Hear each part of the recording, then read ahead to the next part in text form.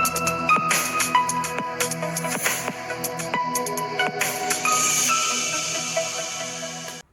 Friends, എല്ലാവർക്കും മറ്റൊരു പുതിയ വീഡിയോയിലേക്ക് സ്വാഗതം. It's me Akhil Satheesh.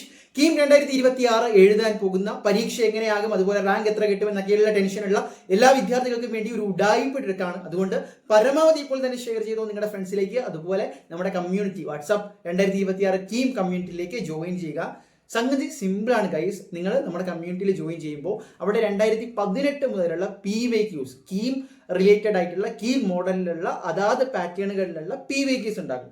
ഇത് വെച്ച് ChatGPT വെച്ച് നിങ്ങൾക്ക് സിമ്പിളായിട്ട് ഒരു ട്രിക്ക് ഞാൻ പറഞ്ഞുതരാം. അത് എന്തായാലും ഒന്ന് പരിശീലിച്ച് നോക്കൂ. എത്രത്തോളം ഫലപ്രദമാണ് എന്ന് നിങ്ങൾ പരീക്ഷാ ഹാളിൽ ഇരിക്കുമ്പോൾ നിങ്ങൾക്ക് മനസ്സിലാവും. മറ്റൊന്നുമല്ല, നിങ്ങളുടെ പ്രിപ്പറേഷൻ ഒരു സൈഡിൽ നടക്കട്ടെ, അതോടൊപ്പം തന്നെ ദിവസവും ഇതിനു വേണ്ടി അരമണിക്കൂർ അല്ലെങ്കിൽ 1 മണിക്കൂർ മാറ്റിവെക്കാൻ നിങ്ങൾക്ക് സമയമുണ്ടോ? മറ്റൊന്നുമല്ല, അറ്റ്ലീസ്റ്റ് ഒരു 3 സെറ്റ്, ഇപ്പോൾ കെമിസ്ട്രി ഫിസിക്സ് ആണ് നിങ്ങൾ പഠിക്കുന്നതെങ്കിൽ കീമിൻ്റെ ഒരു 3 സെറ്റ് PYQs എടുക്കാം.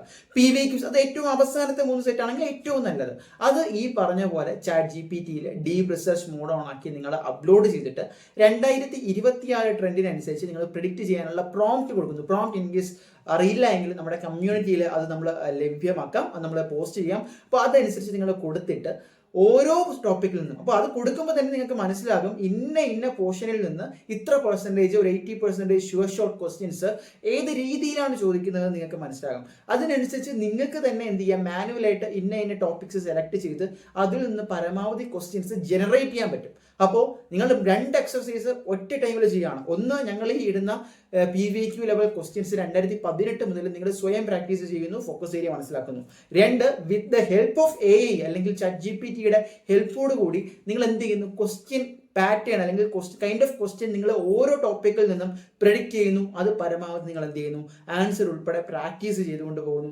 ഇങ്ങനെ പോയി കഴിഞ്ഞാൽ നിങ്ങൾ ക്രാഷ് കോഴ്സ് ചെയ്യുന്നവരോ അല്ലെങ്കിൽ പുതുതായിട്ട് കീം സ്വപ്നവുമായിട്ട് നടക്കുന്നവരോ ഇങ്ങനെ കൺസിസ്റ്റൻ്റ് ആയിട്ട് അറ്റ്ലീസ്റ്റ് ഒരു 30 ദിവസം ചെയ്ത് നിങ്ങൾ ആ ഓരോ ഷുവർ ഷോർട്ട് ടോപ്പിക്സിൽ നിന്നും ക്വസ്റ്റ്യൻസ് ജനറേറ്റ് ചെയ്ത് പഠിച്ചിട്ട് പോയാൽ, അത് എങ്ങനെ ചെയ്യണമെന്ന് മനസ്സിലാക്കിയിട്ട് പോയാൽ 100% ഉറപ്പാണ് നിങ്ങൾക്ക് യഥാർത്ഥ കീം പരീക്ഷയ്ക്ക് ചോദിക്കാവുന്നതിൽ ഒരു 60% ക്വസ്റ്റ്യൻസ് ഇതിൽ നിന്ന് തന്നെയായിരിക്കും വരുന്നത്, ഉറപ്പിക്കാം. അപ്പോൾ എന്തായാലും ട്രൈ ചെയ്യുക. ഈ ഒരു ട്രിക്ക് മറ്റുള്ളവരിലേക്ക് കൂടി എത്തിക്കുക. നമ്മുടെ കമ്മ്യൂണിറ്റിയിൽ ജോയിൻ ചെയ്യുക.